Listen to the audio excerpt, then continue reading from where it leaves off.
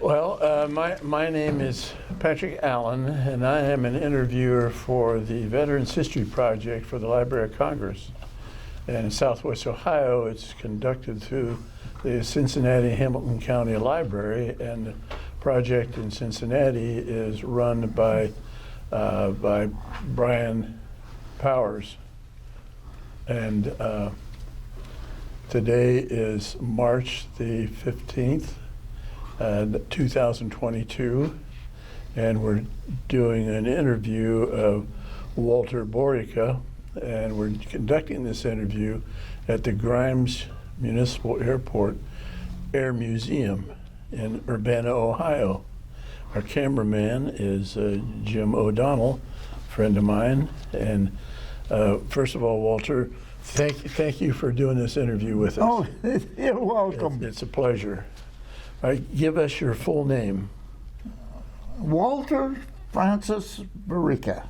And where do you live, Walter? 1923. Where do you live? Where do you live? What's your home? Oh, Piqua. I was born in Chicago. All right, but you live in Piqua, Ohio?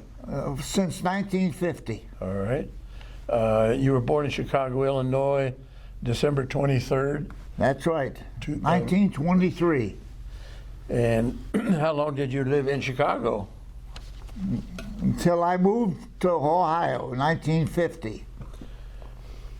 All right. What were your mother's and dad's names? Well, my dad was a Walter also, and my mother was a Rosalie. Rosalie? Kopistecki was her maiden name. Kopistecki. Yeah, right. Oh, you got that. You wrote that down here on your bio. Yes. And do you have any idea when Walter and Rose got married? When your dad and mom got married? Yeah. I was born in 23, and I think they got married in 1920. Okay. And what did your father do? He was a carpenter. He worked for Fruhoff. Fruhoff, the trucking company? Yeah. They make trailers? Can you imagine? You know what his job was? I'm going to ask you. What? Laying the damn floors. All right. They're all hardwood. Okay. I couldn't believe it. He says, son, they had to be good wood because they hauled a lot of material in those trucks. Right. Look at Jim when you're answering these questions. Oh, okay. So how about your mother? Did she work once she? Not very much. All right. When she got older, she got a job with the telephone company, but I don't think it was much of a job. Did you have brothers and sisters? I had a sister.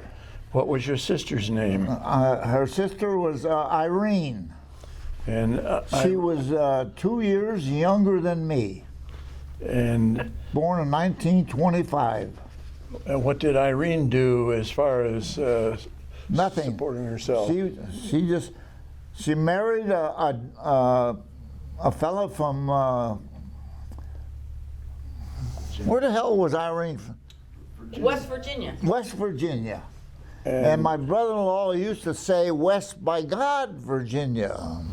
Well, my wife's he was a nice guy. My wife's a West Virginian also. Yeah. Oh, so, was she really? Yes, so you got to be careful about West Virginia. So what was your sister's married last name? Irene Hayhurst. Hayhurst? Hayhurst. All right. And where did she and her husband live? He was did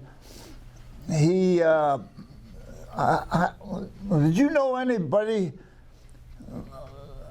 They went to schools, and they got the schools like to sell pizzas. They sell the pizza, and the money went to the whatever they were sponsoring. Right, exactly. Okay. And he worked for them. He made good money. I mean, the pizzas they gave you, you only paid $1 for them, but that dollar went into the pot for the pot, right? And he did that, and then now his son-in-law is doing it, the same thing. So that's been going on for quite a few years. Now. Yeah, he died when he was 70 years old, had a heart attack. Oh shoot! Well, what was your name when you were born? What name did they give you? Wally. When you were born? Yeah, Walter. Yeah, I was a Walt. My dad was a Walter. His father was a Walter. And I was a Walter, and I had a son who was Walter, but he passed away in 2012. I'm sorry. He was 60 years old. Oh wow! But didn't you tell me you had a different name, Valentine? Yes. Yeah, that was his baptism. What? That's my name's day, Valentine. Okay. Valentine is Walter. People don't know that. All right. In other words, they say Saint Valentine, but his name was actually Walter. All right. So I was named after him. On your birth certificate, though, it's Walter. Oh yes. Okay. So, what religion, if any? I was raised a Catholic. All right.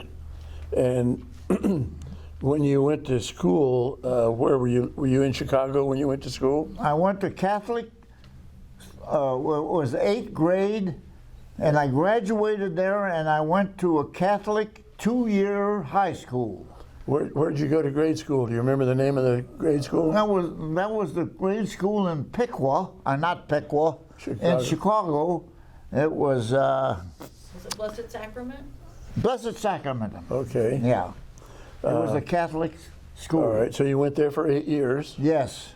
And then from there, I went to a High school. Catholic high school for 2 years. That's all they ever had. It was a 2-year course. And I finished that, and then if I wanted to continue, I had to go to a public high school, and I didn't do it. Did you not go to the public school? No. Because you didn't want to, or your parents didn't want That's right. you? That's right. Did your parents want you to go? Oh, yes. Well, why didn't you want to go? Like I told you. Well, I don't know how long, but I'd get up every day and go to school, but I didn't go to school. I didn't like school. Okay. So after 2 years in the Catholic high school, But what did you do after you left high school? I was a hoodlum. Did you work? Nope. I got a job, and I was a eyeglass lens grinder for New Era Optical. Was that in Chicago? Yeah. Was that in was- Chicago, or was that in one of the suburbs? No, it was in Chicago. Okay. And how long did you grind lenses for the optical company? I'd say a little more than a year, and then I had to go to the Army. Were you drafted, or did you enlist? Yes, I was drafted. Well, you tried to enlist early, didn't you? Yeah, we tried to enlist in the, like I told you, the Navy. All right. And they wouldn't take me. Why not? I was too young. I was 17. And did you ask your parents to sign for you? Yes. And they wouldn't do it? No, but my buddy's parents did. And he went with the Navy, and when he did, he bought me a Navy ring.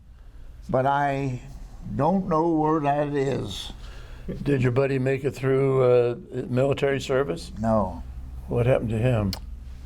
They were all, when I came home from the Army, there was one of my buddies that met me, and I said, "How's the guys doing?" He says, "Walter, mostly in jail or dead." Oh. In jail. That didn't surprise me.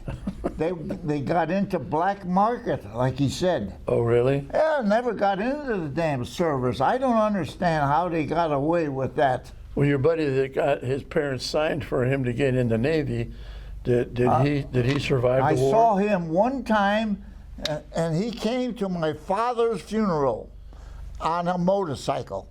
So he made it through the war. I guess. Okay. Well, But I never saw him again after that time. so That was 1955, and that's it. Gone.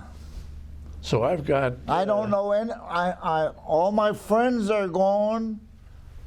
My family. My father had 5 brothers, and I never knew any of the brothers' children, and I still don't know any of my father's brothers' children.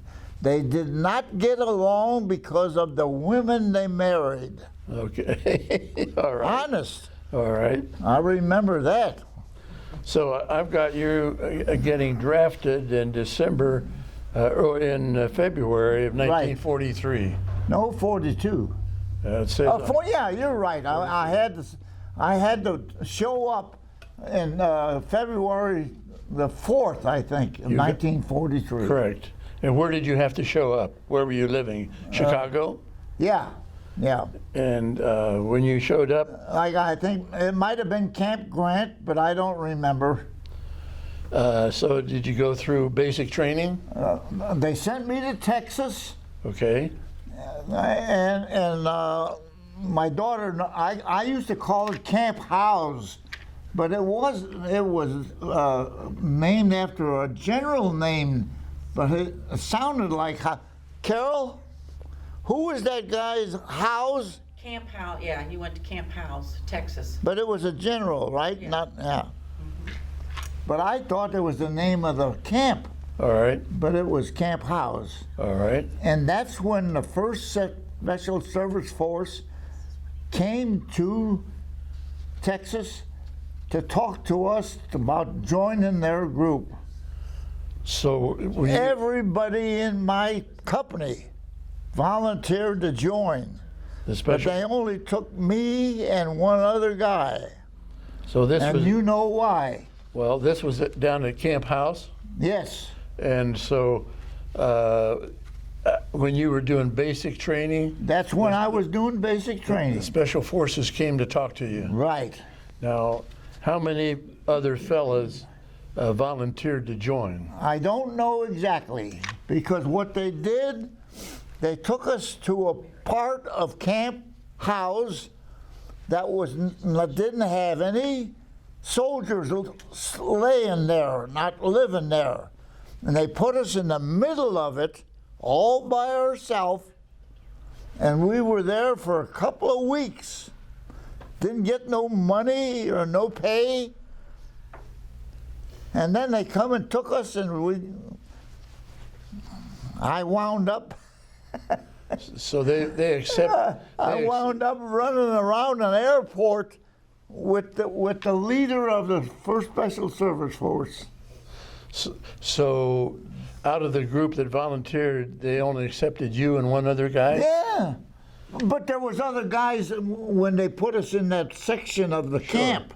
Sure. I would say maybe they had maybe 100 guys, Okay. because they had all the ones who volunteered in that division of Camp Howze. Do you know why you were accepted and some of the other fellows weren't? According to the book, I was accepted because I was a hoodlum from Chicago. All right. That's what they were looking for. It's in the book. They're looking for those rough guys, and I was one of them. All right. And so how long did you spend in training for the Special Forces? From that day that I volunteered, Yeah, but how long was Oh. that training session? I have no Was that idea. months or weeks or what? Oh, yeah, it was months. All right. And did you? And they got us ready, and that's what our first course was. Where the hell was Kiska? Up in Alaska? Yeah, we were the ones who invaded Kiska, All right. and in all the records, Kiska had 10,000 Japanese soldiers, Right. but they got off of the island before we invaded it. And when you say we invaded it, was it just you? As No, special no, forces? it was the whole army. outfit. Okay. We had the island surrounded. Okay. I remember that. And we went in from all different points. And that was your first assignment? That was our first assignment. Do you remember when that was? Was that still in 43, the same year you? Oh, I say yeah. Okay. Yeah, I was with them 43 and 44. What did you do in? I was a sergeant in charge of a machine gun, a light machine gun, What caliber? 30 caliber machine gun. And that was one you carried? Well, we took turns carrying them.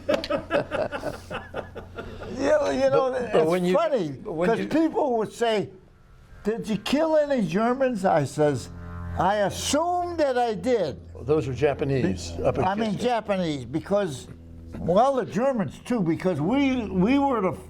You may not know this, but it's in the records. We were the first troops in Rome.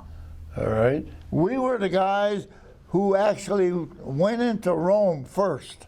But that was later in your service. That was it near the end. That was already 1944, December. Well, let's finish up with Kiska. Okay. How long were you in Kiska? Not more than a week. And then where did you go? We went in rubber boats, paddling rubber boats. Moon was shining bright, and I myself, plus everybody else says, Christ, we've had it. They can see us. I mean, it's like daylight, and we're coming into the shores in the moonlight. How many guys were in your? Oh, I'd your say boat? we had about 8 or 10 guys in our rubber boat, Okay. but luckily they got off. Well, luckily for us, They were gone already. they were gone. So when you landed, got out of your boat, what did you do? Now we had to dig in, stay there for. A and week? I keep saying a week, but I don't know exactly how long it was. Okay. And then we got on board ship and went back to California. And while we were still on the boat, they put us on the alert for the European theater of war All right.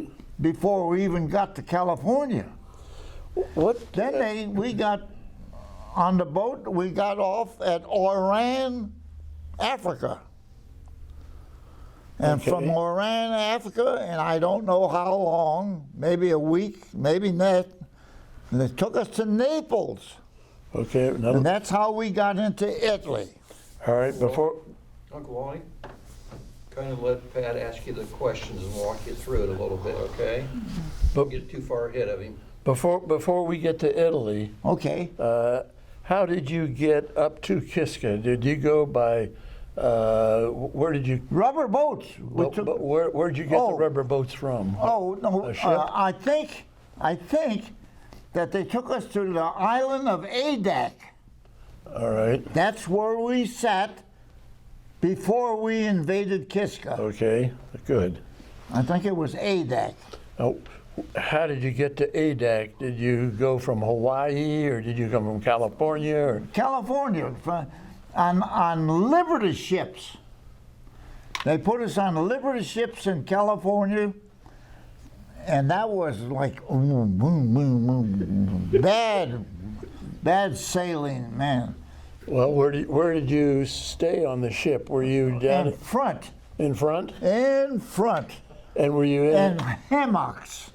Bam, bam, bam, bam. I'll never forget that.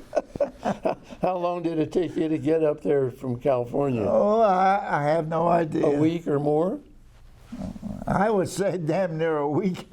Okay. But I don't know, Pat. So when you were in Kiska, did you have any kind of, the Japanese were gone, so Yeah. did you have any kind of additional Nothing. training? Okay. No, we didn't have any connection. We found their camps, but then they were Yeah, empty. Yeah. Did they leave any of their material there, or had they already? Oh yeah. Well, there was a lot of it was gone already. You know, Did you try to keep anything as a souvenir? I never could. I don't understand how the guys who did. Look at you. Did he? Look at him. You talk to Jim. I can hear you. I don't know how those guys wound up with swords and pistols. The main thing is we didn't have time.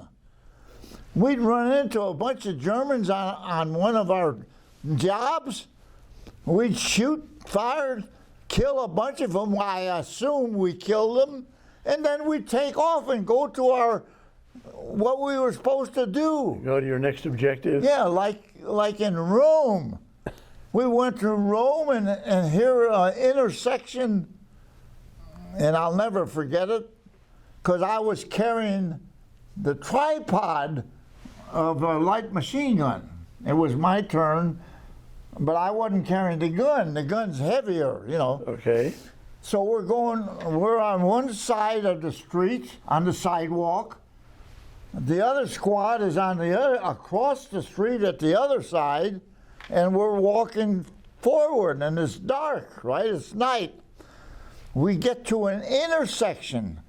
Here come a German half-track down that hill, and they're shooting at this building right on the corner, right in front of us. Because there's that building, there's the street, there's another building there, and across, regular, what you call it? Regular intersection. Right. And this half-track stops right in the middle of this intersection. Were there Germans With riding? the Germans. And they start jumping out right in front of our machine gun. So I don't know how many we killed. But we didn't have no prisoners. Did you suffer any losses of your squad? Good.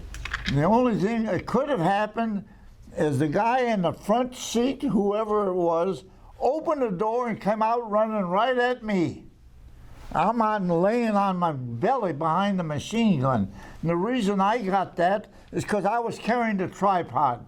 Okay. When the guy carrying the tripod, when something happens, you slam it down. Number one gunner puts the gun on there. Number two is feeding the ammunition. You're shooting. And that's what happened. This guy comes out the front door, coming right at me. But when he saw me, he turned to run down that street. Down the side street. And the guy who was putting my gun on chased him. And he came back and he says, I got him, Walt. The point was, we don't know how many guys we killed. We didn't take no prisoners.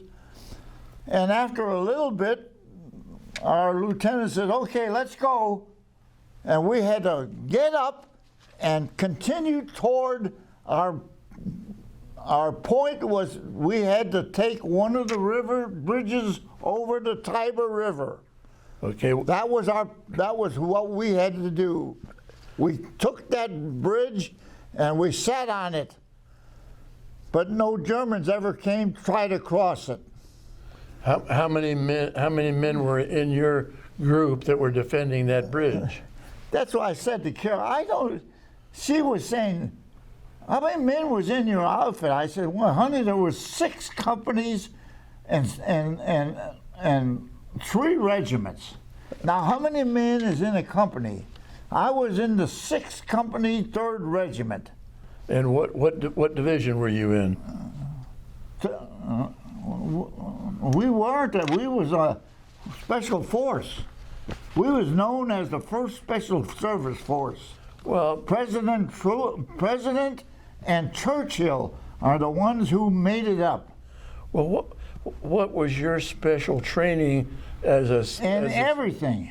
But why were you different than if I went in as a recruit and I had to go through basic and all these training. Well, Why was your training different? What did you have to do differently? We had to fire all weapons up to a 37 millimeter. We had to jump out of airplanes. We were paratroopers. Oh, you were a paratrooper? Oh, also? yes. Where did you learn to jump? Not out of the cherry tree in the No. backyard. Do you know where I was a couple of months ago? Where was it? Yeah. Where, tell it, yeah, he went on the, They called me and I had a dream flight. You remember seeing anything about that? Yeah, yeah. I was one of the guys they took on a dream flight. really? I have never landed in an airplane. Tell him the story about you jumping out of the plane. How did the you? first time. Where did you learn your parachute jumping? When I joined the 1st Special Service Force. And was that at Camp Howze? Yeah. Okay. Well, no, I didn't learn there. That's where they picked us up. Remember? Where did you learn to jump? I don't know where it was, but it was some airport with the 1st Special Service Force. Did you volunteer to be a paratrooper? I volunteered for a 1st Special Service Force. Yeah, but not as a paratrooper. That's they part did of the all that. training. Yeah. So you knew. We were a special force. So you knew when you got into this. Oh yeah, that was why I joined. Why would you ever want to jump out of a perfectly good airplane? That's what my buddies all say today. You know why? Why? I wouldn't doubt that you would jump. Oh, I wouldn't jump. When you're young, weren't you kind of what you call fearless? I was. I was raised in Chicago, remember? Well, I got stuck in a cherry tree and I almost couldn't get down. Really? And when I was a kid, I took my mother's umbrella and I jumped out of a tree. Tim, I'm not saying this to tell you that I was brave. That wasn't it. But everybody in my age group, 1947, we wanted to go to that damn war. We actually wanted to go. That was in 43. Yeah. Right. We wanted to fight the Germans. Now, you know what happened to the rest of the world when they, like in the draft, they didn't like that shit. That's where we wanted to go. But your first duty was in Aleutian Islands, going to be fighting the Japs, and then you come back to California. Right. Where did you come back to in California? Where was it? Temporarily stopped at California where we left from. Where? Got on another boat and they took us to Oran. Where was the port in, or the base in California? I think it was Camp Harrison. Okay. No. Harrison's, I remember it, Dad. Yeah, it was. No, it was the same camp that we left and go to Kiska. Right. And we came back, they brought us back there, but we wasn't there very long. We got on another ship and went to Oran, Africa. How did you have to go through the Panama Canal to get there? I would imagine they did, but I have no idea. You don't remember going through the... No. See, we're talking close to 80 years now. Stoneman, Camp Stoneman in California. Camp Stoneman, that was the camp. Was that near San Diego or San Francisco? San Or Francisco. San Yeah, Francisco. so that's where they came, and that's where they took you Yeah. when you got out of the Army. We weren't there very long, and they put us on another ship, and we went to Oran, Africa. We was already on. They put us that's where we're going. In other words, if you left, you was AWOL. That's why they did that. so They told us when we was coming to California that our next job was going to be in Italy. And we figured the reason they told us that is if we tried to go, I wanted to go home when we went through Chicago, but I couldn't do it. They wouldn't let me go. So when did you go through Chicago? Probably 2 weeks later, they gave me a pass.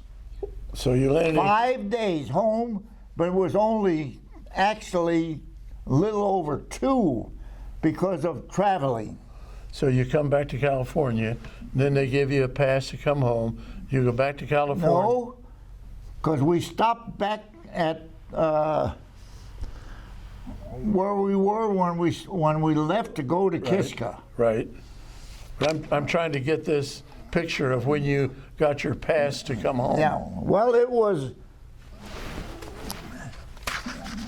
Like I said. Before you got on the boat to go to Iran. That's right. And, And I am sorry that I don't remember that's all right. a hell of a lot of that stuff. I didn't. You're I doing know fine. some guys must have had a diary. I don't know how they could remember. I don't even remember the names of cities that we took. You know, we would go in, we would march in Italy through a city. All the people would come out of their houses with cakes and drinks and give it to us and give us hugs and kisses. They was really glad to see us. But we just kept right on going. We didn't stop. So you left Camp Stoneman, and you're going over to North Africa, or over in Iran. Yeah. And you get there. When you got there, what did you do? The little list I have said you were doing some staging. Now, what does that mean? Well, we just camped out. How long were you Wherever there? we were, we've camped out in olive groves, Okay. you know. And then from there, you went you went to Naples, Italy. Well, I don't remember if we went to Naples right away, but it seemed to me that we had a job right away. One of the mountains, we had to go and take the mountain.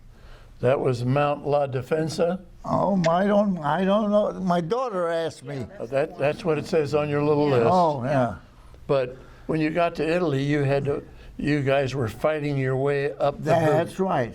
And what were you leading as a special forces? Were you ahead of the regular army? Oh, yes.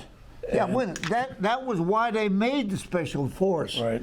Roosevelt and Churchill wanted a small bunch that they could put in on the job and then pull you off and put you into another one, and that's what they did. So they put you in there so you go from the frying pan to the fire. Exactly. And that's, I can't remember which one it was.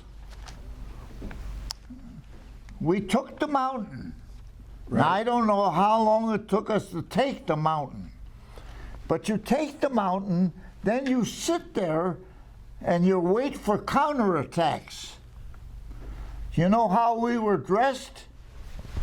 Just like this. You didn't have winter garb, That's right. and you got frostbite. That's right. My hands and feet, guys lost a lot of fingers and toes.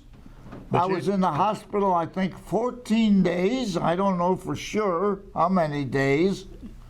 It was With frozen hands and feet. It was 2 weeks.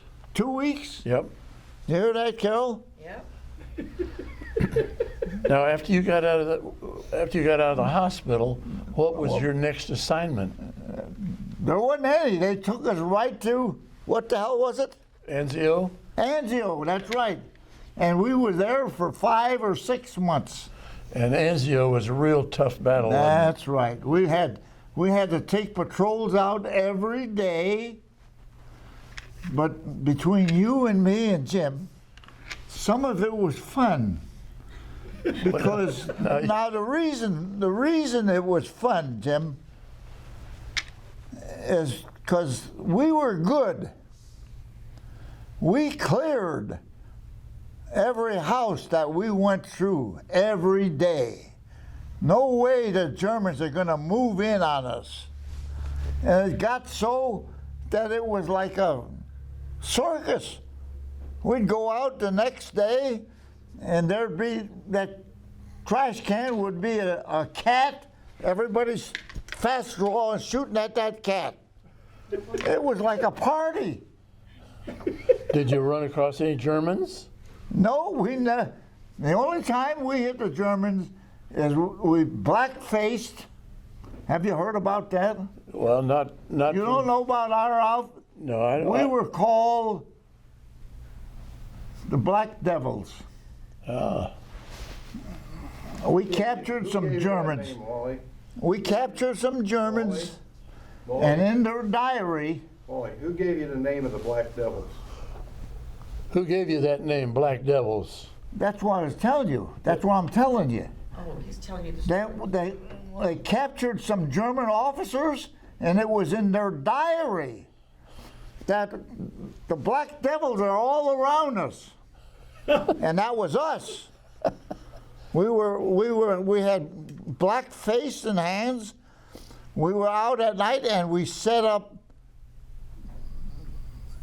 Ambush. Did you set up traps and ambushes? Yeah, right. We wouldn't worry about passengers or convicts. We was just going to kill them, and that's what we did. So you weren't looking to And take what any they prisoners? were, yeah, we'd set them on. You know how your things go down the side of mountains, the gutters like. Yeah. And we set up at the head of the gutter like that, and here 15 guys come up that thing. Man, we annihilated them. They were all trainees for the Germans to be scouts. Okay. How do you know that? That they were scout trainees? They took 2 guys. Took 2 prisoners? Yep. And they questioned them and got And that's what they were sent out to train these guys to be scouts. All right. But we killed most of them. All but 2. I was on a machine gun, but you don't know what you're doing. You're just shooting. Yeah. I'm Now, serious. Was this at night or daytime? It was night. We always did that at night. And in the daytime, what did you do to occupy yourself? Sleep and eat? Yeah, right. Like I told you, we took daytime out into no man's land to clear all the houses. How big was the squad that you were in, you yourself? It was my company. Well, how many was in that company? I don't know. That's what she's asking me. There's How many men's in a company? probably about 15. At least 100, I would say. Maybe 80, something like that. Did you have more than 15? Oh, hell yeah. Well, Dad But was you didn't get to go every time, every day. I mean, it took turns. 13. Yeah. Yeah, you was with you were. I was in the in 6th Company, 3rd Regiment. And who was your leader? Oh, Christ! Remember his name? Can't remember that. He doesn't remember. No.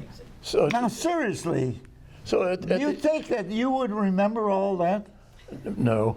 No, I didn't even remember cities that we went into.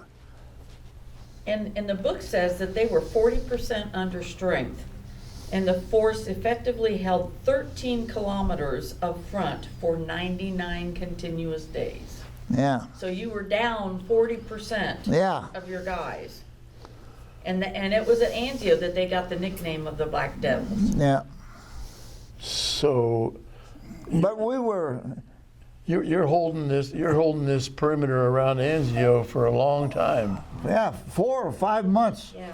And what's the rest of the military doing? Are they landing more and more troops and more equipment? If they were taking over where we were leaving. Okay. Because we were picked, and you can find out, this is in the records, we was the leaders going to Rome from Anzio. The spearhead. So that Anzio was a big, like a slice of watermelon, right. and we left from the middle of Anzio towards Rome. You're going north, aren't you? Right. And And that, why I you- don't know how long we were there, but we crossed the country. We went into Rome, and it was still kind of daylight. The people come out, and they were all over us, but we kept going. Our target was a bridge over the Tiber River. Well, let me get you from Anzio up to Rome. How long did it take you to get up to Rome? Do you remember? No. Was it days or weeks? Oh, week. Were I you- would say. Were you battling on the way up? Not all the time, though. You know that. Okay. You don't always hit battles. How are you being transported? Are you walking or are you You in walked. trucks? You walked. Yeah. Now, did And you? that's why I tell her, I don't walk very good now. I said, but man, I look at my feet. I said, man, they took me a long way. But did you get any change of equipment once you got out of the hospital in your frostbite? Did they give you winter type? No. You still had the summer garb? Well, whatever we had at the time. I even had a date with the nurse the day that they sent me back to Anzio, All right. and I didn't make the date. All the time I was in there, I kept at this nurse, and I says, "Yeah, the trouble with you girls is you want to go out with officers," and I was just a sergeant. And she says, "That's not true, Walt." Okay, so we made a date. But then they sent you The out. next thing you know, they're shipping me back to Anzio. You know why they did that? You know why they did that? No, Because you made that date. Yeah. They were afraid you'd stay at Anzio with the nurse. isn't that something? I'll never. I told my daughter, her name was Morissette, but I don't remember what her last name was. Now, was she an American? No, she was French. She was a French nurse? She had she was a businesswoman, had a dress shop, used to buy me dinners. Can't beat that. Oh, she was a nice girl. So, what was this, a field hospital or was it a regular hospital you were in? I think I was in Naples in the regular hospital. Okay. And everybody's saying, "Oh, well, you made it, Walt. They'll probably send you home." They didn't send me home. You didn't have the $1 billion. They put me in a truck, and I wind up at Anzio. Jesus Christ! But it didn't bother me. So let's. Honest, I may sound, you can't believe me, but we wanted to fight. Us guys really wanted to fight. Well, because you were a hoodlum and. Well, not only, I told my daughter, you know, to this day, I'm still skeptical. How come we win the war? How come when I come home, don't buy a car from a foreign country? Don't do this, don't do that. But now they're all our friends. I can't understand that. I'm serious. Well, let me get you over to Rome. How long were you in Rome? Not long. You So know why? Why? They took us and gave us a rest period. Oh, where did you go? The Pope's summer home. Really? Really? That's right. Did you meet the Pope? Yeah, no, I didn't. No. Well, how long were you at the Pope's summer home? Isn't that something? It is. How long were you there at the Pope's home? I have no idea. I mean, you're with your outfit. Yeah? You're in a rest camp. You know. Well, how long were you in this rest camp? Okay. A week or 3 days or Yeah, what? I know. But you know, it was like, and I can't remember exactly, but I'll say maybe the last week of 1945, 44, that we had a meeting and they told us that we are disbanding because we had too many casualties. Then our captain, and I was in the group that he told that us originals, if we want, we can transfer to another outfit. And I transferred to the 82nd Airborne. All right. Some of the guys transferred to the 101st Airborne. Now I'm telling you, it's not because I was brave, but we wanted to fight the damn Germans. So your unit was disbanding, so you wanted to keep on going. So That's right. so you go to the Airborne. Yeah. Well, I was in Airborne a month, and all of a sudden I get up one day and I'm sick. My heart's pounding, beating. They send me to the hospital. Check, in other words, on Medicare. Yeah. And what have I got, honey? Atrial fibrillation. Atrial But at that time, he must have had some kind of. And So- that's when it showed up. All right. I was a month at 82nd Airborne, and I got sick and man, you can't believe your heart's pounding, but you don't feel sick. What the hell's the matter? Man, So they sent me on sick pay, and they sent me to hospital, and this is exactly how it happened.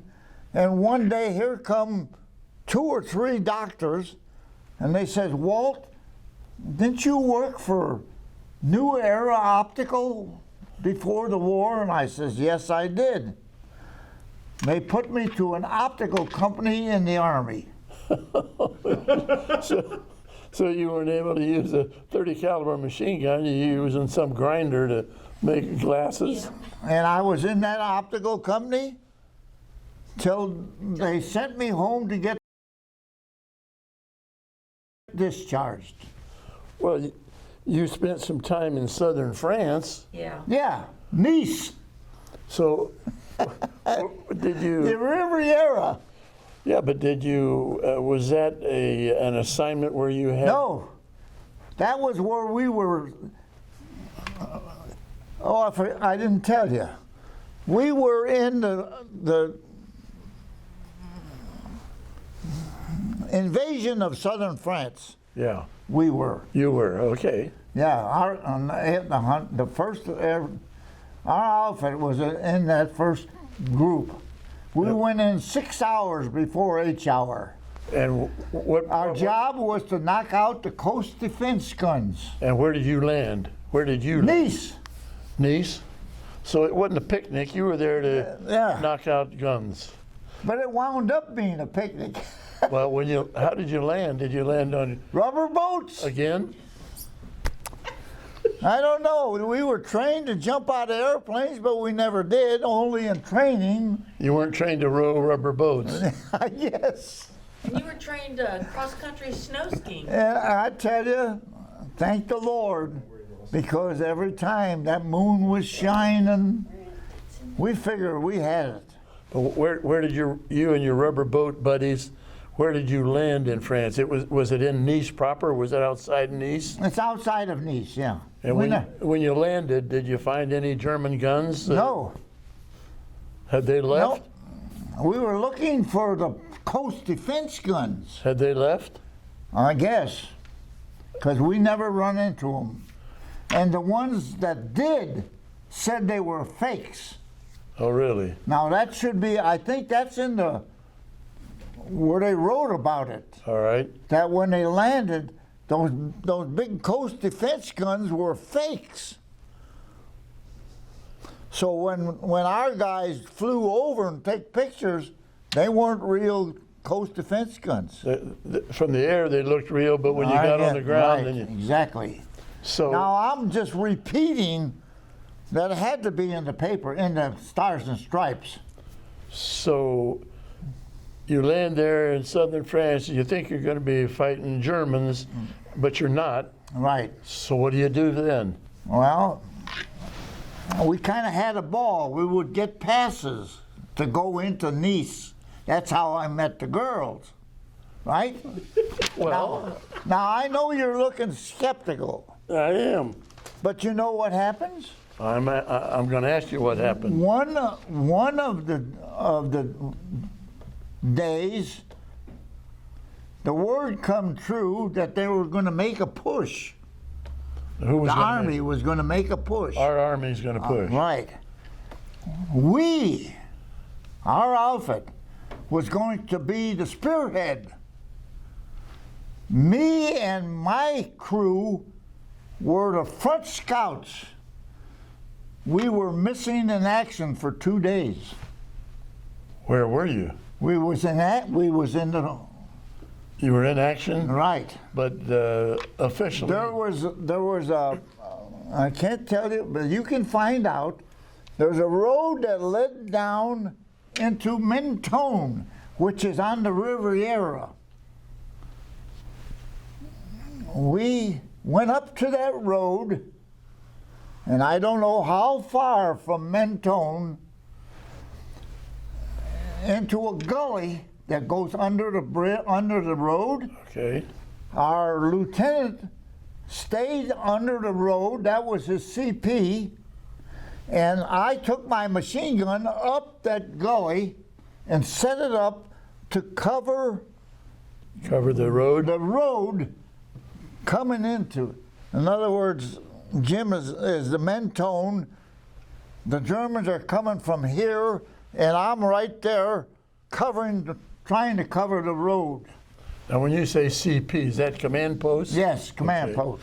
That, Okay. A lieutenant took underneath the road. Okay.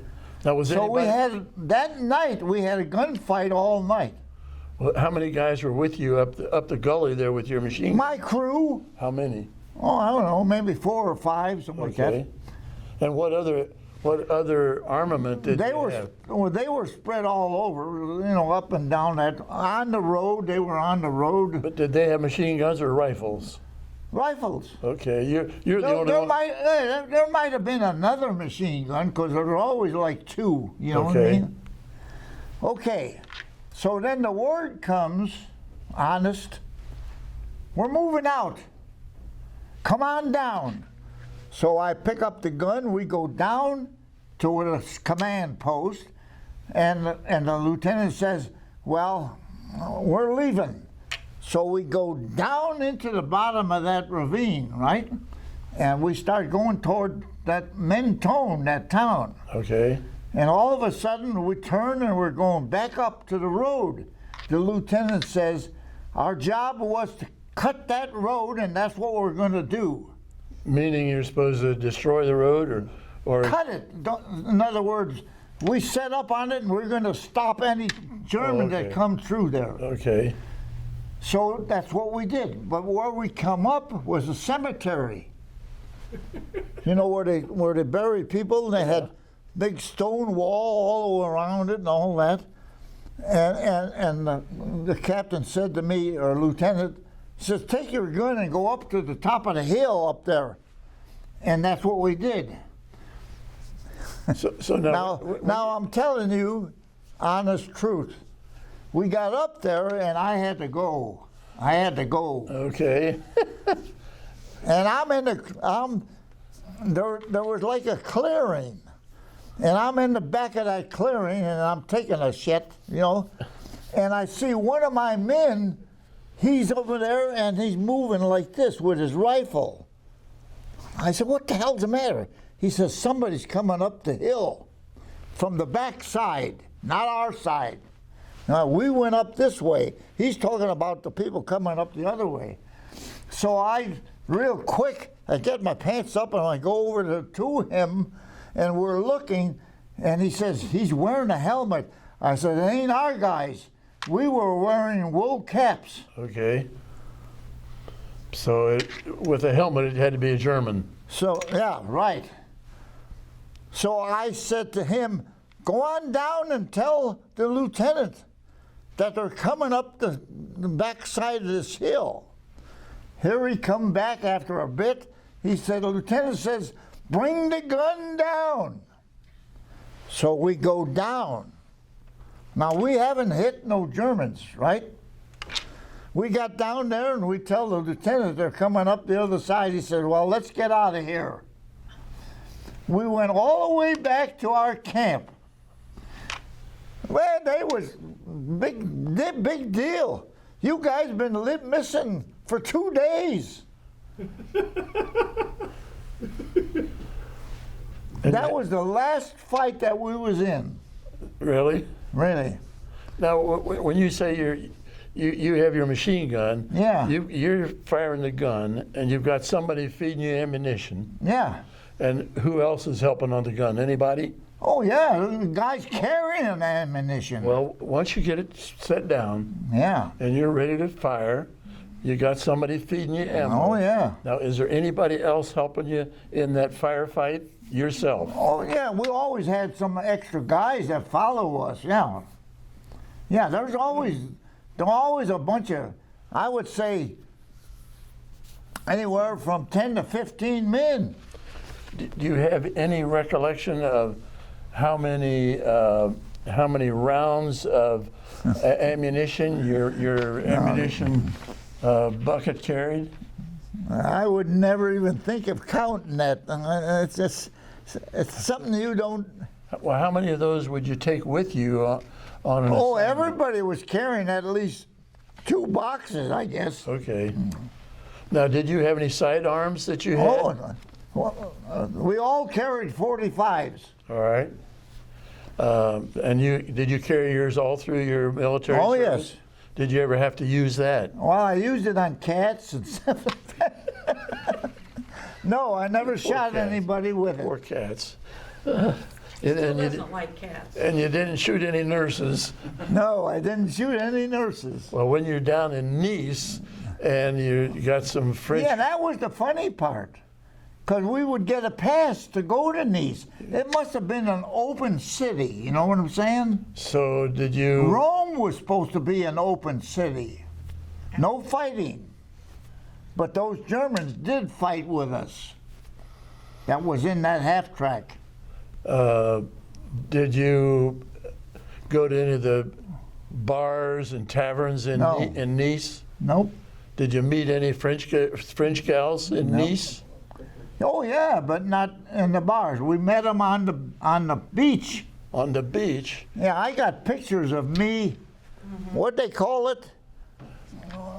I call them a surrey with the fringe on top. Okay. A 2-wheel job. All right. We used to ride in there, and I got pictures of me with girls in them. And how long did you spend on this little R&R venture?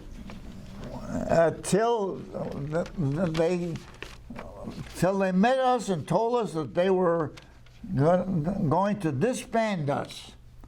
And that's when we all asked if we could go on. And they says, yes, the men who are regulars, if they want, they can join another outfit. So there were some of us, and I don't know how many, that went to 82nd, 82nd, some and went went to 101st. Now, on this list of information, I show that you also went to Belgium. Yes, that's when they found out that I worked for New Era Optical. Belgium was Army, same thing, where they repaired eyeglasses. Where was it in Belgium? Remember? Was it Amsterdam or Antwerp, or do you have any recollection? Well, how long were you in Belgium? Yeah, it was a small section of Belgium. It wasn't very long because it was, I don't remember. they disbanded in December. Huh? They disbanded in December, so it wasn't very long. When Yeah. was the discharge? And then they started moving me around because, if you remember, they were discharging guys from the Army with high points. Right.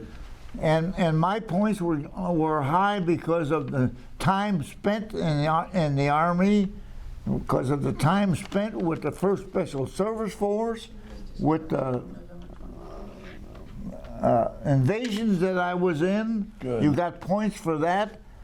So then they started moving me around. And the reason for it is, like, for instance, one time I remember they sent me, and I stayed with the 30th General Hospital.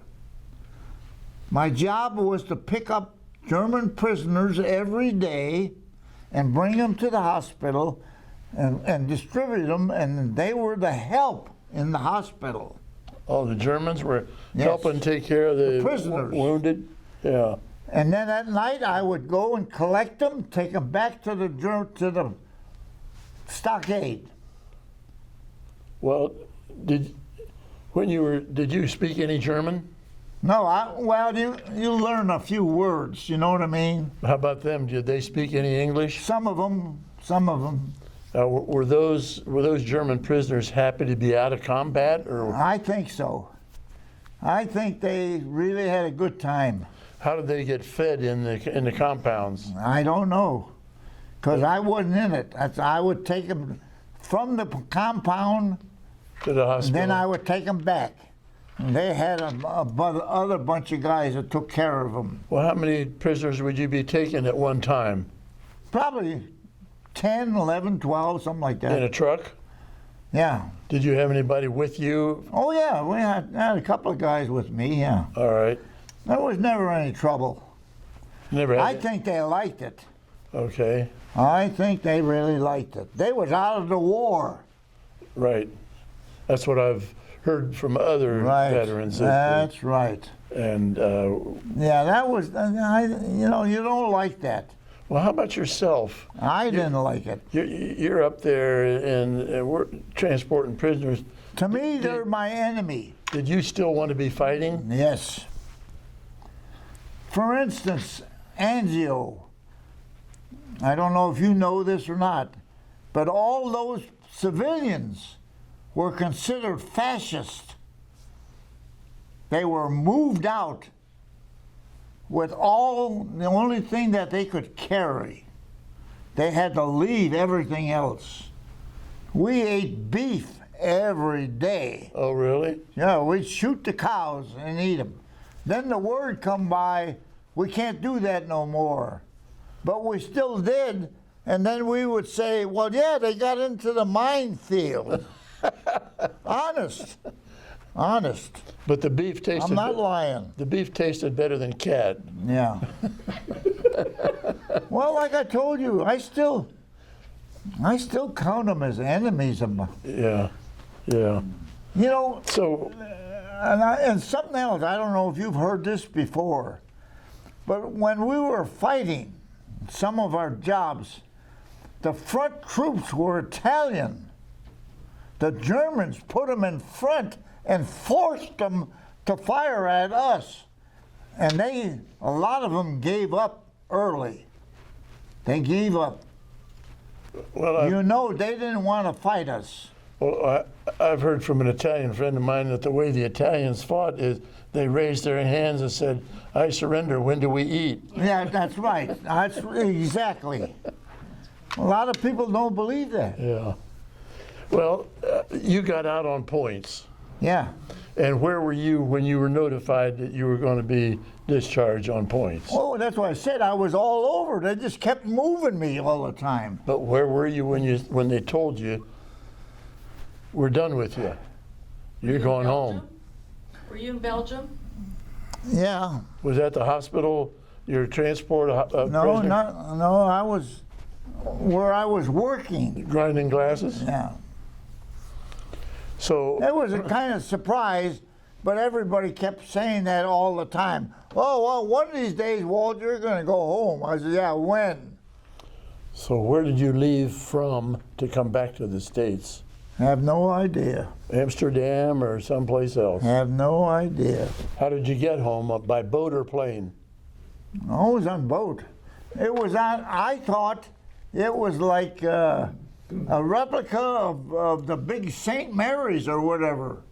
A big cruise ship. Queen Mary, you mean? The Queen Mary? Yeah, Okay. So, but at that time, were there just troops on board? yeah. And where did you land in the States? New York, New Jersey, Boston, San Francisco. Yeah. San Francisco? San Francisco? Yeah, you went right back to, was it Stoneman? Yeah, So, do you remember if you had to go through the Panama Canal coming back? yeah. Well, not really. Okay. So you got back to Camp Stoneman, and what do you Pat, you know, you're getting to think I'm a dummy, No. but it never really occurred. I can't imagine the guys who had books and wrote this down. I never thought about it. What if I asked you 10 or 20 years ago, you would have known all this stuff? Well, So, Yeah. so when you got to San Francisco, what did you have to go through to actually get out and come home? Did you have to go through interrogation or anything? not really. No debriefing of any kind. No. All right. They were discharging us. And where did you go? Did you go home to Yeah. to? Yeah, I went home and I went to the front door and rang the bell, and my sister answered the phone. And I said, "Where's Mom?" And she said, "She's sitting in the kitchen just shaking like hell." She knew I was coming home. I hadn't been home only 2 days in 3 years. So how did she know that you were coming home? Did you call? Did you call? Oh, yeah. Yeah, I told him I was getting discharged. Yeah, So did that was something. so your mom Rose? Did she get over the shakes when she saw you Oh, finally? yeah. I'll bet she was tickled to death. Oh, yeah. That was well, your- like I said, I was the oldest son, and I only had a sister. And I tell everybody, well, my sister was 2 years younger than me, but we were like this. Okay. We were the only ones. We had one another. Look at Jim. We had one another. We didn't have nobody else. That was your father My living? father had 5 brothers, but he was the oldest. So there other, I don't even know how many kids his brothers had. Yeah, that's what you told me earlier. But I'm still now, that way. Was your dad living when you got home? Was he Yes. still alive? Yeah, he died in 55. Was he still doing carpenter work? Yep. Bad knees and all. Yeah, he had putting in the floors. He owned one car. It was a Nash. And it got stolen, and he had his tools in that car. He lost all the tools, and he says, I'll never get another car. And he never did. Well, how did he get around? Street car. Okay. Can you believe that? Back in those days, My Uncle Frank, that's my mother's brother, older brother, was the only one in our family who had a car. And the car that he bought that I remember was a 38 Dodge. When I came home from the Army, he sold me that Dodge. oh, he did. It was already burning oil. The only time he used it was take his mother to church and then take her to the grocery store. He went to work every day on the streetcar. He'd get on the streetcar in Ogden Avenue and go north, and he worked for the Bell Telephone Company. He was an engineer. That was in Chicago. Yes. How much did you have to pay Uncle Frank for A the? dime? No, Oh, how much for? How much did you pay for the car? I think I paid $500 And did you for the get car. Did you get it fixed so it didn't use oil, or did you just? No, How much? I bought a '47 brand new Pontiac. Okay. Were you living in Chicago then? Oh yeah. All right. Then my wife and I. Well, when did you get she, married? She said, 46. 1946. She said to me, when are we going to get a television? I said, well, we can afford it. We had the people who lived on the second floor, third floor, would have us come up every Sunday and watch television. Sunday night. Sunday night TV. On a floor model TV. Yep. One of the old jobbies. And to me, that was better than me buying a television. That's what I told her. I told the wife, I said, when we can afford it, we'll get a television. So, We didn't have no money. well, how did you meet your wife? My sister and her husband were going to college. Now, don't ask me which college, because I don't remember. it was a cosmetology school. Cosmetology, right. Okay. They were learning how to take care of women's hair because her husband, my brother-in-law, father and mother owned 5 of those stores in West Virginia. 5 of those hair salons.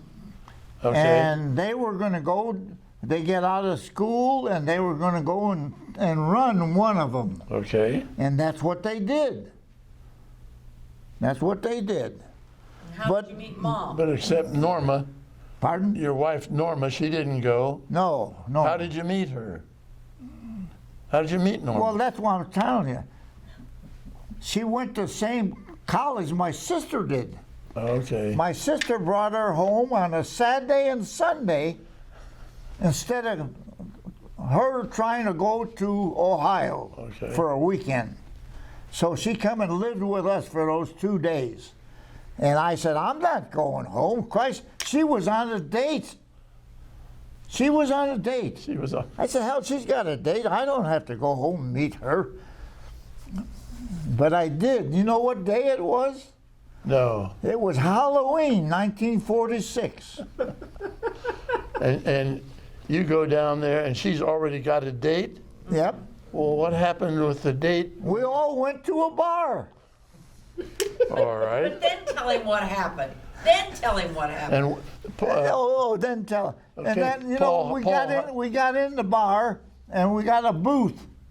And I was the first guy in the booth on the right-hand side, right? Norma was the first one on the left-hand side. And then the other ones got in there. who are the other ones? Her date Yeah. Yeah, and your sister? yeah. But then, all of a sudden, right there was 2 feet. It belonged to my wife. She had stretched her legs out and had her feet on my seat. On your seat? Okay. And she says, you'll excuse me, but I like to stretch my feet. I knew right then, man, He was flirting. she should be easy. She was. She is my girl, buddy. So how long did you date her before you married her? 3 months. 3 months. Yeah. What happens to the boyfriend? He went home. He went home. He No kidding. He went home from the bar and you never saw him again. That's right. And she never saw him again. As far as I know. Okay. She was my girl, Pat. And what was she doing at the time? Was she working as a hairdresser? No, She was still in school. she was going to She school. was still going to the school? And she was with my daughter. That's how my daughter knew her. No, your sister. Your sister. My sister, rather, yeah. Well, so when you got married, was she still in school? I think, yeah, she pretty was. close. She was finished. Yeah, she was finished, yeah. All right. Then what But- did you do? You moved in, did you move into an apartment? Yeah, we actually moved into a house. We found a house that we rented. You know, it was on a slab in Piqua. No, you were in an apartment first in Chicago. That's what I'm talking about. You're in Chicago. You just said Piqua. I meant Chicago. The slab yeah. was in Piqua. Yeah, The apartment it was the a house. downstairs apartment, Yeah, I can't remember. It was the street. Crystal Avenue. Yeah, something like that. Yeah, Yeah. Crystal Avenue. So you get this apartment and you're on the first floor and the TV people are up on the third Yep. floor? Yep. Okay, and then from the apartment in Chicago, We went looking for a house. were you working someplace at the time? I was working for the guy who lived where I got a. When my didn't tell you that. When I went to Chicago to where my wife to be was living with her sister. They lived in an apartment building that had like a bunch of apartments. In other words, you could be living there, you could be living there, right? Okay. And she introduced me to Bob and Leela Gregory. Okay. Now you wonder why I remember them names. Because he was an electrician. And he said, would you like to work for me? And remember what I did, I told you, before the Army. Grinding glasses. I said, yes, I would. So I went to work for him. And what he was doing at the time, if you know Chicago, Not very well. all your big buildings had what they call porches on the back side. You know what I mean? Yeah. Wooden structures that was attached to each floor. They had wooden steps that go up to the first floor, and then a landing, and then you go up another to the second floor. Well, he had the job of putting lights on those stairways and on the porches. The big thing was you had to use pipe. You couldn't use Romex or stuff like that. And it had to be wire and a conduit. Okay. So I learned how to bend conduit. And I did that while working for him. For how long? Oh, quite a while. I would say maybe close to a year. Then he comes to me and he says, Walt, the company that he worked for in Chicago has got a big job and they could use some extra men. And I said, well, how's that going to work? Wasn't that like union? He says, yeah, but they're hiring. So I went down there. Sure enough, they hired me. A union contractor hired me to work for them. And what I wound up doing, this is me now, remember. I went to work for them and I was a high man. That's working at heights. At 150-foot level. Okay. So what are you I doing? got a nickel an hour more. And I said, that's what I'm doing. I'm working for my family. I take the job with the money. I wasn't scared. So what was your basic salary that you got a nickel more for? At the time, it was like a regular union? Union, regular guy, 50 cents an hour. And because you were a high man, you got 55 cents an hour? Right. Wow. Yeah. And But I liked the work. and you're living in an apartment. No, I was, I don't know if I was, You weren't in Ohio yet, yeah. so you were still in Chicago. Yeah. I was wondering if we, I don't think we had went to buy a house yet. Okay. Well, how long did you do this union job? Oh, for as long as it lasted. Well, how long was that? Almost 2 years, I'd say. It was a powerhouse on the Chicago River near Waukegan, Illinois. Okay. So that's And those jobs last. kind of west of Yeah. Chicago. And the point is, as an electrician, you learn that the word is out, well, there's going to be a layoff next week. Yeah. In other words, we're almost done with the building. Yeah. Well, and I'm going to tell you, I'm bragging now, but I was good at what I did. I tried extra hard because I didn't belong, right? I didn't belong when they hired me. Uh-huh. They hired nothing but union men. So And you here had, they hired me. so you had to prove yourself. Yes. But I did that easily because I'm that type of guy. Well, you learned that in If special. you want me to do something for you, it's going to be right. It's not going to be, oh, it don't work. Let me check it. Not me. Well, you learned that in the special forces. Get the job done. Right. So, I was proud to be in the Special Force. well, after you had that union job, did you come to Ohio at some time? Yeah. Yes, Why did you come to Ohio? because I got laid off. He got laid off the job. I come home, and my wife says, well, let's go visit my family in Ohio. And that's what we did.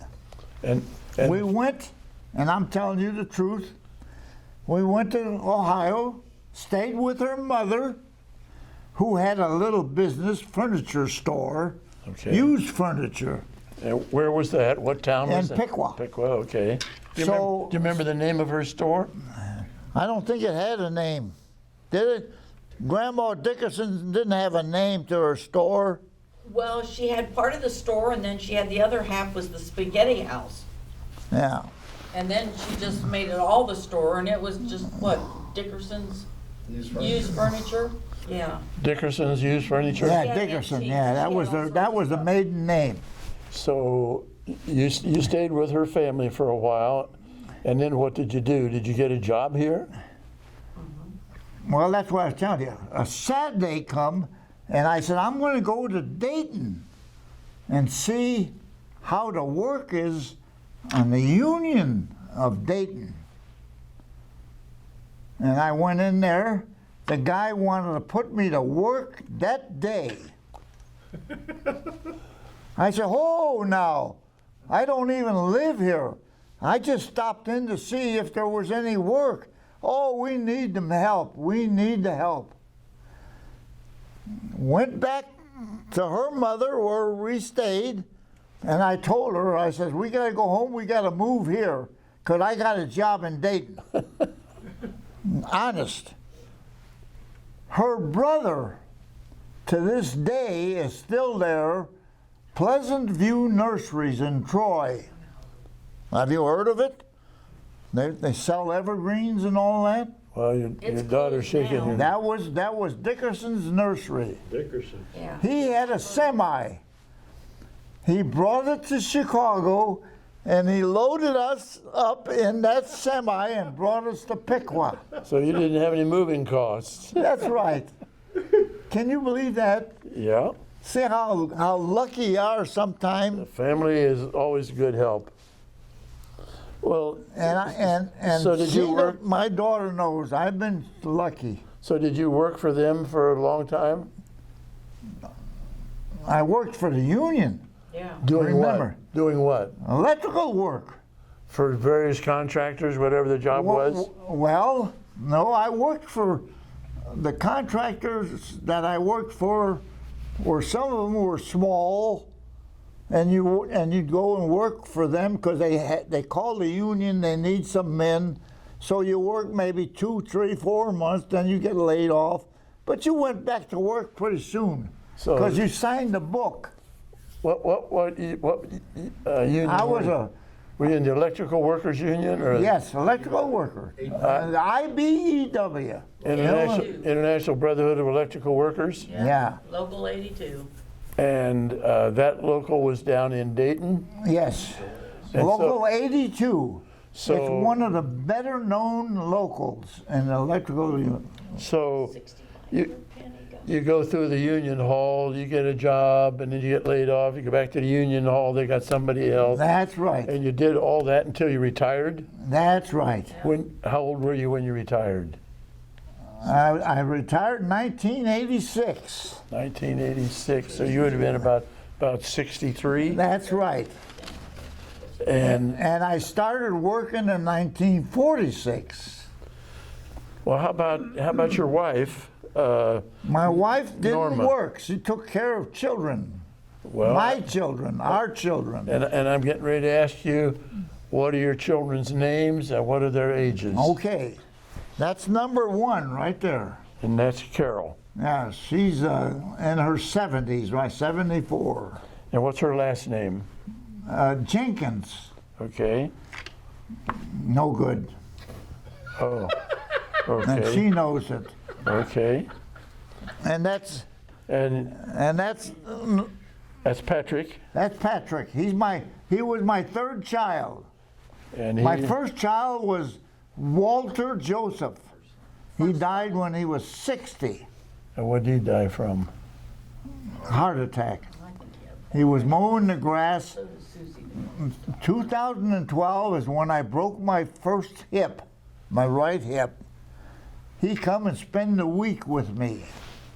If anybody was to tell you, they would say he looked like me, right?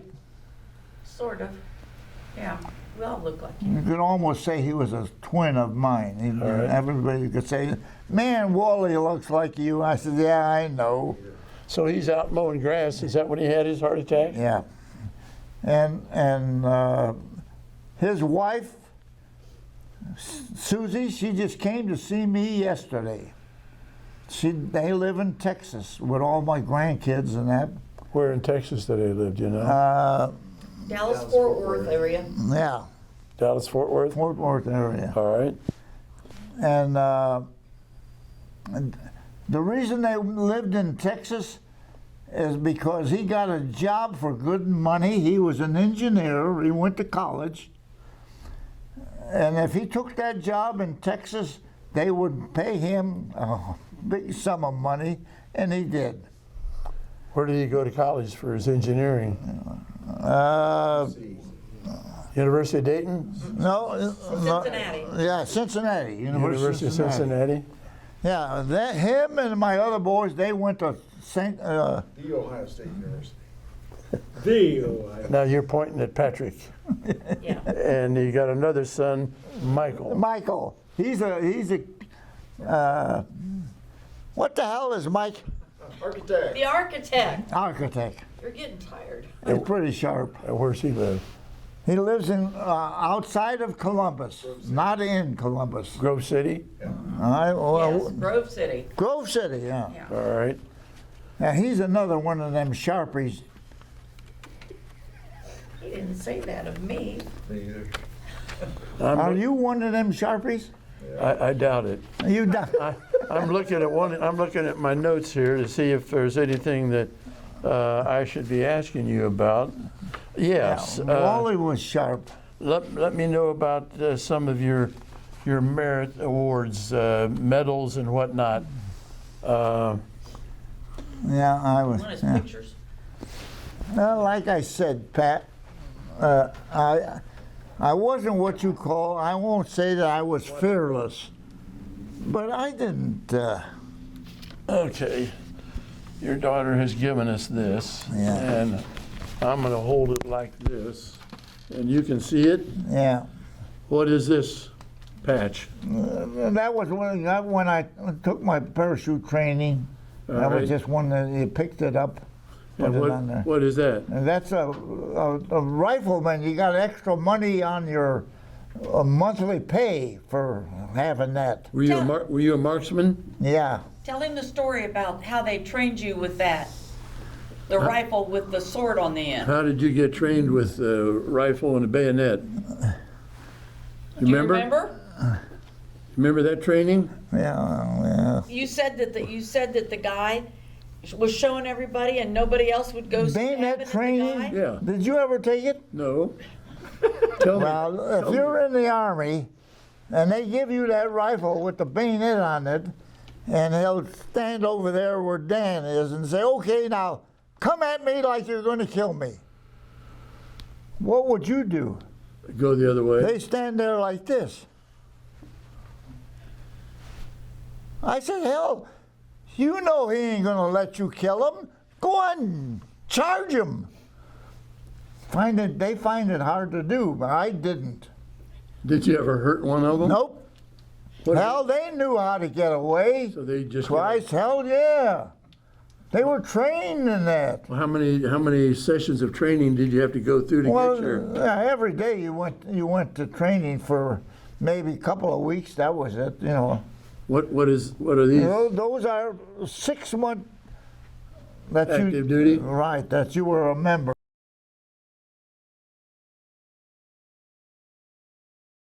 Combat, right. Those hash marks down there, boy, each one of those are. Yeah. See, and there's another one like this. See? Yeah, that was a better one. 6 months overseas. Yeah, and this, you know, is our patch. Canadian and Americans. Half Canadians, half Americans. For this. My best buddy was Hanrahan. He was a Canadian. Hanrahan sounds like he's Irish. Yeah, right, might have been. But he lived in Canada. And when they had the first or second reunion, I don't remember which, I went to his house, picked him up, and him and I went to the reunion together. Wow. And I tried to find out here a few months ago if he would. They told me that there was only 27 Canadians left. Oh. And I says, is there any way that you can give me Hanrahan's name and address? And he came back and he says, Walt Hanrahan is gone. Most of them are gone. Yeah. What's this little medal for? Oh, Christ, I don't remember. What's this for? You get all of them from different places, and you just put them in your pocket. I don't know if it tells you on there what they are or not, but The blue one's a unit citation. This is an efficiency. okay, yeah. Efficiency and fidelity on Yeah, it. in other words, I was good. I always try to be good and stuff that I did. What's the blue one here? Yeah, What's that was another one where it good might boy? have been a invasion, one of the invasions that I was in. That's a unit Yeah. citation. This a unit citation? Yeah. And what is this? A set of paratroopers' wings. Now, did you get any of these when you were in I the, got all of them. but when you were in the paratroopers for a month? Yeah, that's what you get. You graduate. You make 2 jumps, you graduate. And you know what? Do you know who led our outfit? No. He was a colonel. He wound up being a general. And what's his name? What was my general's name? It's in the book. I know, and I just looked it up again. I saw it. I'm sorry. He was a young colonel. What book are you talking about? You mentioned the book several times. Man, I A forgot. book on the. This is on the cover. The first It's a Special blue Service book. Force. My son Wally, who died, his daughter came to see me yesterday. They just bought one yesterday, $450. It's just a book about that wine. Wow. Regular size book. With all kinds of information about you. Tells every job that we were on. That'd be interesting. First Special Service Force. What's that one? Yeah, that was one of them I got from a camp that we stayed at. And Yeah. Canada again. Yeah, Canada was, you know, when they made our outfit half Canadian, half American. And when we met, there was animosity. Oh, really? But we wound up, they was our buddies, man. Well, yeah, when you're watching each other's back. That's right. Yeah, what was that for? I have no idea. I can't tell you. Yeah, my daughter is the one who put them up on that book, and she took them to one of our places that we were here a few months ago, wasn't it? Where you took that? Oh, I brought it here and showed him when No, I mean, where did you take it when you made it? Mom did that. Yeah. So I think she took it to a second frame there in Piqua. This is a picture of the book. Okay. And it's, Pat? yeah, first edition. Second story. I appreciate you coming and doing this, but I never expected it. That isn't why I joined the Special Service. Well, you have stories that need to be recorded for history. And I wished I would have remembered it or else wrote them down. No, you're done fine. I can't imagine the people that came to us while we were marching. We're going from, technically, say we were fighting the Germans in that town, and we go across country, and here we hit Germans here. Oh yeah, that's presidential citation. Do you remember when you got that? Yes, and you know how I got it? Well, I'm going to ask you when and how. The people of Montana bought it for me. Wow. And when did you get that? They mailed it to me. That's pretty nice. Our fort was in Montana. That was our home. And we got the presidential citation, and every man that was still alive was given one of them that the people of Montana bought it, paid for it. And it says on the back, Aleutians, Naples, Boryca, Rome, Arno, Yeah. southern France, and Rhineland. And were you in all of those Yep. sections? Yeah, I was one of the originals. He just got that like 8 years ago or so. Well, 8, 10 years ago. And like I said, it wasn't because I was brave, Pat. I just wanted to go and fight the Germans, like all the rest of my buddies. well, after you retired, what have you done to keep yourself active, and what do you do? Well, Tell him, yeah. tell him what you did. What do you do? What do you do? How many? There, my nephew there. We used to go. His dad and I. His dad had a baseball team when I moved from Chicago, and his dad couldn't wait for me to get to Ohio. He wanted me to play for them, and I played ball till I was 45 years old, I think. Softball? Softball. Okay, But I called it old man's ball sure. because I played hardball in Chicago. Okay. It was fast pitch.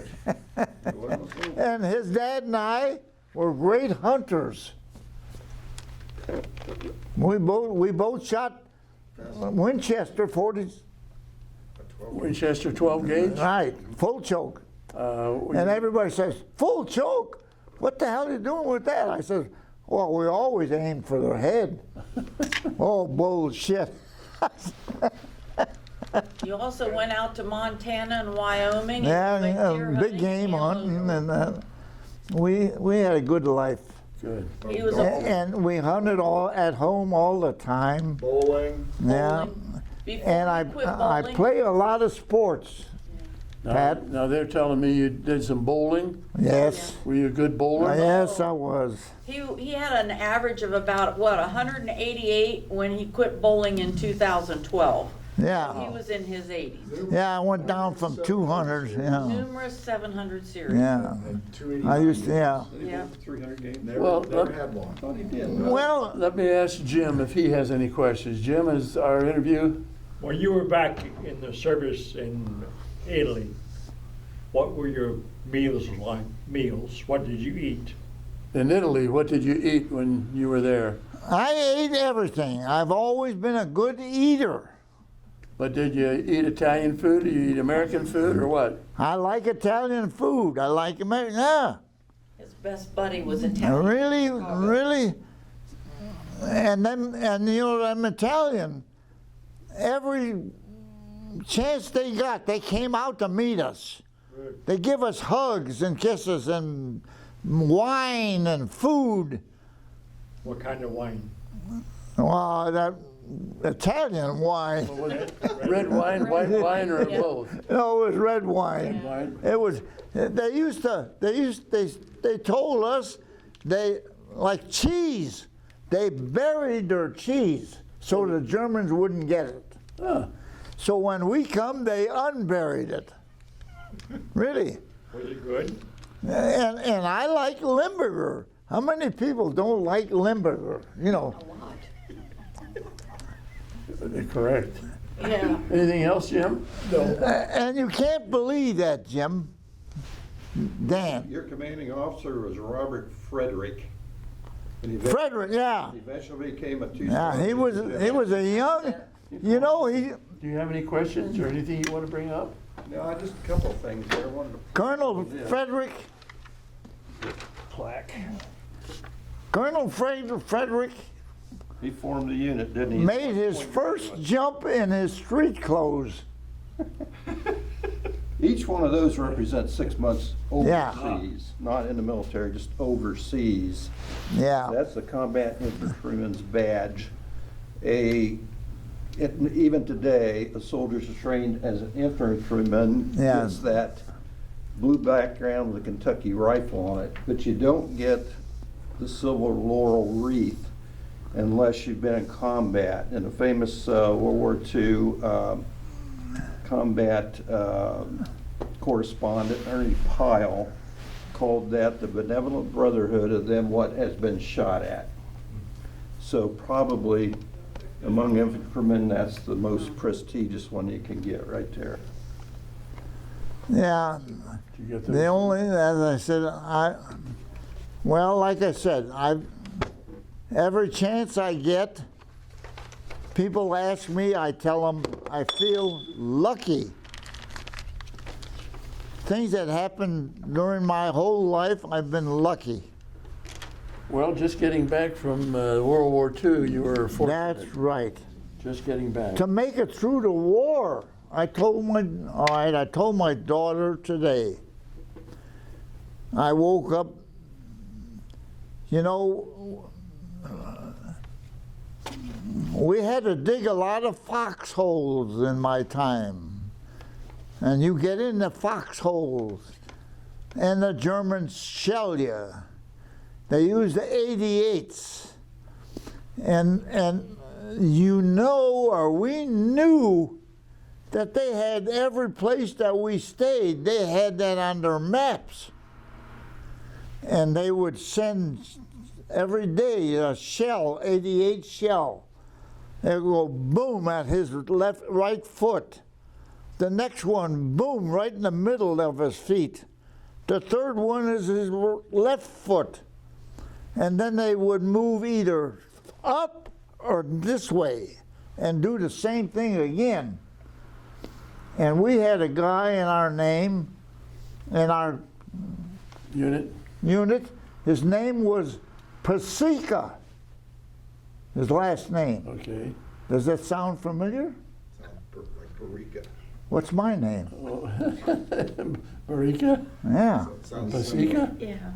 Everybody says, "Oh, Walt, I heard you got it. The shell landed right in your hole." I said, "That wasn't me. That was Pasika, not Boryca." So he got killed by a shell? Oh, we lost a lot of men. Could you hear those 88s coming in? Oh, if you heard them, they were going to be, you wouldn't know it. Yeah.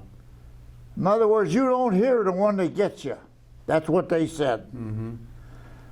And that's what I was starting to tell. I told my daughter today. One day I'm sitting or laying in my foxhole, and they're shelling us. And I said to my daughter, she said, "Well, you tell them this today, Dad." I said, "Okay." I didn't pray. I did. How come you didn't pray? I looked up and talked to the Lord. I said, "I may be dead tomorrow, but so be it." Yeah. Yeah. There wasn't anything you could really do about it. Now, one of these. But I lived through it. So I don't know why. I don't know why. One of these ribbons has 4 stars on it. What does that mean? That's how many of those we were in. The stars were Those are bronze battle stars. Yeah. that we were in on the invasion. Okay. We were part of the invasion. Some guys got the ribbons because they wound up, the boat left them off there, right? Okay. They got off there. Oh, this is where the First Special Service Force was, or something like that. Uh-huh. But if we were there, we got the star on it. Okay. Yeah, we got. And you got. I never got bravery or our outfit didn't do that. We weren't. You were just doing your job. We were doing a job. Now, this is your honorable discharge, and it's dated 24 November 1945. Yeah, That was a good day in your life. just before the end of the year. That's right. All right.